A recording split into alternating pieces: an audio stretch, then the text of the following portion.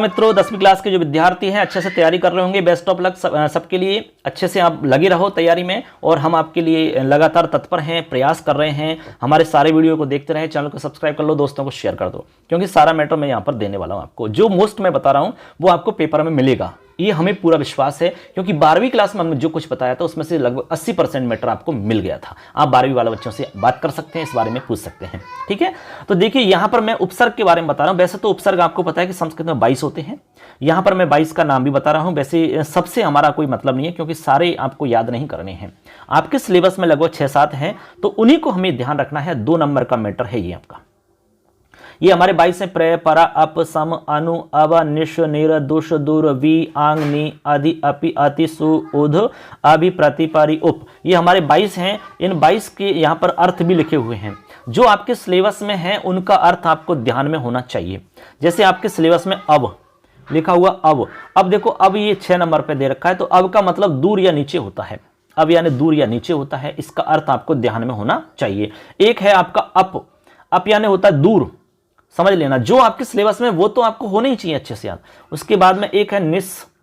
देखो यहां 7 नंबर पे निस का मतलब बिना या बाहर होता है। निस यानी बिना या बाहर। निस के बाद में एक है आपका निर, 8 नंबर पे निर का मतलब बाहर होता है।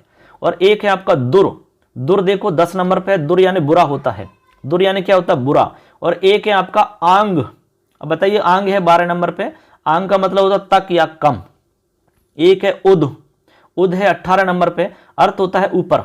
और एक है आपका अधि। ठीक है, तो अधि है आपका देखो 14 नंबर पे, अधि का मतलब ऊपर होता है। तो ऐसे करके आपके 1 2 3 4 5 6 7 8, ये आपके 8 उपसर्ग दिए हुए हैं सिलेबस के अंदर। इन्हीं को आपको समझना है, क्योंकि इससे बाहर आपको नहीं पूछा जाएगा, क्योंकि ये सिलेबस में दे रखे हैं उन्होंने। वैसे तो 22 होते हैं, लेकिन 22 को याद नहीं करना है आपको, केवल 8 के बारे में समझना है।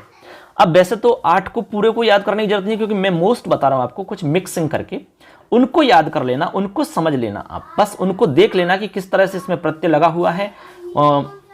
उनको आप समझ लेना कि किस तरह इसमें आपका कोई धातु से लग करके उपसर्ग जुड़ा हुआ है इसमें, और किस तरह से इसमें दूसरा नया शब्द बन रहा है, वो आपको समझना है। शब्द कैसे, तो इस तरह आपको केवल ये समझना है कि कैसे शब्द बन रहा है इसमें, यानी कौन सा उपसर्ग जोड़ा गया है और किस तरह शब्द बना है, क्या परिवर्तन हुआ है, वो आपको थोड़ा सा ध्यान रख लेना है।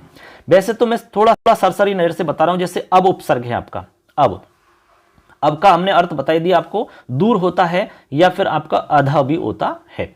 अब देखो इसमें अब की ध्वनि आएगी आपकी। जब भी आप अब का देखोगे तो अब की ध्वनि आएगी, और धातु रूप हम ऑलरेडी पहले बता चुके हैं, क्योंकि वो यहां काम आएंगे आपके। तो इसलिए आपको जैसे गच्छति है और अब जोड़ना है, तो अब गच्छति बन जाएगा। ठीक है, अब तार है तो अब तार है बन जाएगा। नति है तो अब नति बन जाएगा। काश है तो अब काशे बन जाएगा। सर है तो अब सरे बन जाएगा। ठीक है, मानना है तो अब मानना बन जाएगा। शेष है तो अब शेष बन जाएगा। ऐसे आपको अब की ध्वनि आएगी। अब की ध्वनि दिखेगी, उसी से स्पष्ट समझ में आ जाएगा कि इसमें अब उपसर्ग लगा हुआ है। ठीक है, लेकिन आपको क्या है, इस तरह से देंगे, वो आपको इस तरह से देंगे कि जैसे अब है और रो है, यहां पर आपको क्या बनेगा, ऐसे आपको लिखा नहीं जाएगा। आपके सामने यहां पर इस तरह से सवाल दे दिया जाएगा कि अब धन रो है बराबर क्या होगा, तो अब रो है बन जाएगा।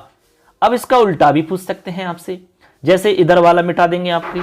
देखो इधर वाला मिटा देंगे इस तरह से। देखो यहां पर मैं आपको बता रहा हूं, इस तरह से पूछ सकते हैं। अब देखो यहां हमने इधर वाला मिटा दिया, तो आपको इसको दे देंगे, अब रो है को दे देंगे। अब आपको इसमें अलग करना है। ठीक है, अलग करके बताना है कि इसमें आपको उपसर्ग कौन सा लगा हुआ है। तो फिर आप अब करोगे प्लस में रोह करोगे, ऐसे अलग अलग कर दोगे आप, तो ये आपका दूसरी तरीका से सवाल हो जाएगा। ऐसे आपका सवाल कहीं से भी पूछ सकते हैं। अगला हमारा उपसर्ग इसमें अप है। अप का मतलब हमने बता दिया आपको, तो यहां पर भी अप की ध्वनि आएगी। अपवाद है, अपव्यय है, अपहरति, अपकार है, अपकर्ष है, अपमानम, अपराध है। अब देखो यहां पर एक शब्द है जो कि महत्वपूर्ण है। इस तरह के जो परिवर्तन जिनमें हो रहा है उनको थोड़ा ध्यान रखना है। जैसे अप में ईक्षा जोड़ा, तो यहां पर गुण संधि होके अपेक्षा बन गया, अपेक्षा। तो यहां पर आपसे पूछा जा सकता है कि निम्नलिखित शब्दों में से कौन से शब्द में अप उपसर्ग नहीं है। ठीक है, तो ऐसे आपको ध्यान में रखना है कि अपेक्षा में है, ऐसा कोई भी दूसरा दिया जाएगा जिसमें नहीं है, तो आपको पहचानना होगा कि किसमें नहीं लगा हुआ है। तो अपेक्षा शब्द आ जाता है। मान लो आपसे कहें कि इसमें उपसर्ग अलग करके बताइए, तो अप धन ईक्षा ऐसे करना होगा, ठीक है। अपज्ञानम, अपकर्ता, अपभ्रंश, अपादानम, अपव्य, अपशब्द, अपहरति, इस तरह से आप बना लोगे। ध्वनि का ध्यान रखना है आपको। इसी तरह निस है तो निस की ध्वनि आएगी, तो निस्सर है। देखो निस के और भी उदाहरण है, यहां पर मैं आपको बता रहा हूं। देखो ये रहे निस के उदाहरण है, निष्फलम है, निष्पापम है। अब यहां पर ध्यान रख लेना कि निस में जो देखो निस लिखा हुआ है यहां ऐसे, और लिखा हुआ है पापम ऐसे, पापम, निष्पापम। लेकिन यहां पर जैसे आप इनको मिलाओगे तो यहां पर आपका देखो ये से जो है ये आपका मूर्धन्य शकार में बदल जाएगा। किसमें बदल जाएगा? मूर्धन्य शकार में बदल जाएगा। क्यों हुआ ऐसा तो आपको ध्यान में होना चाहिए। तो परिवर्तन क्यों हो रहा है ये, ठीक है। ये संधि के नियम है, संधि आपको पढ़नी है इस बारे में, ठीक है, तभी जाके आपको पता चल सकेगा।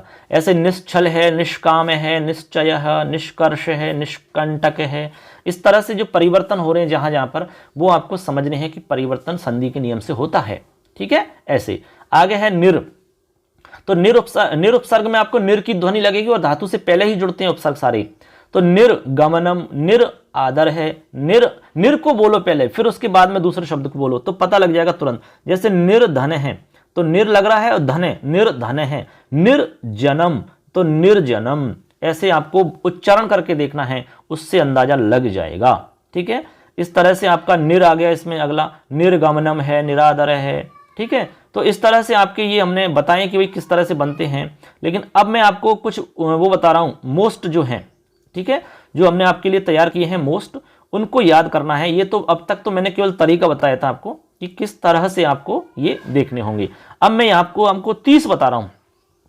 यहां पर मैं 30 उदाहरण बता रहा हूं उपसर्ग वाले।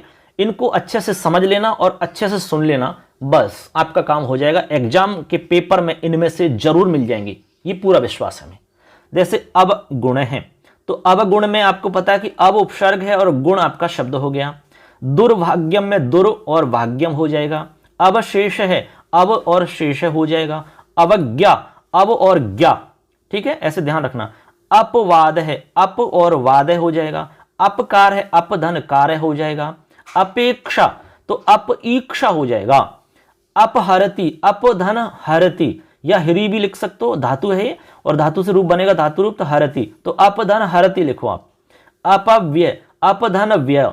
इसी तरह अपहरणम, अपधन हरणम, ठीक है। आगे है आपके जैसे इसमें आगे देखिए निष्फलम, तो निष्फलम बन जाएगा। निश्चल, निश्चल बन जाएगा। संधि के नियम लग रहे हैं यहां पर, स्तुत संधि और ष्टुत संधि को पढ़ लेना। निष्प्राण है, निष्प्राण है बन जाएगा। निरादर है, निर और आदर बन जाएगा। तो निर जुड़ा हुआ है आदर में, तो संधि के नियम से कहीं पर संधि का नियम लगेगा, कहीं पर संयोग होगा केवल। तो निर में आदर जुड़ा है, संयोग हुआ है, संधि नहीं हुई है। निर्धन है तो निर हो गया। निर्णय, निर और नय, नय बन गया। जैसे ही मिलाओगे तो रे के कारण जो न है वो अणे में बदल जाएगा।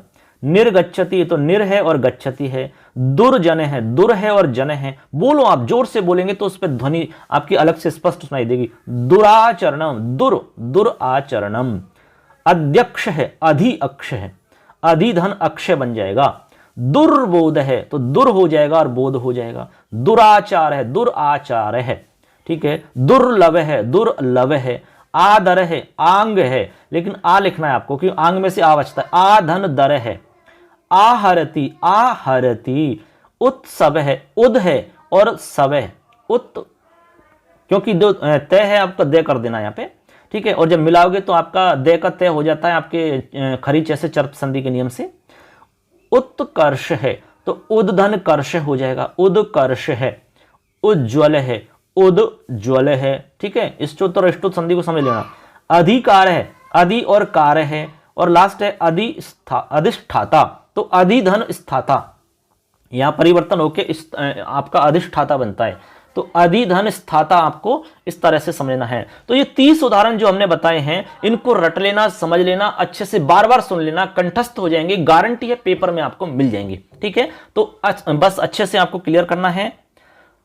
तो इस तरह से यहां पर देखो बच्चों, मैंने आपको 30 उदाहरण यहां पर बताए, मोस्ट हैं ये सारे के सारे, बिल्कुल सेलेक्टेड करके मैंने बताए। पेपर में आपको जरूर मिल जाएंगे इनमें से, ठीक है। ये आपको समझ में आना चाहिए, पूरे के पूरे अच्छे से दिमाग को फिट कर लेना अच्छे से।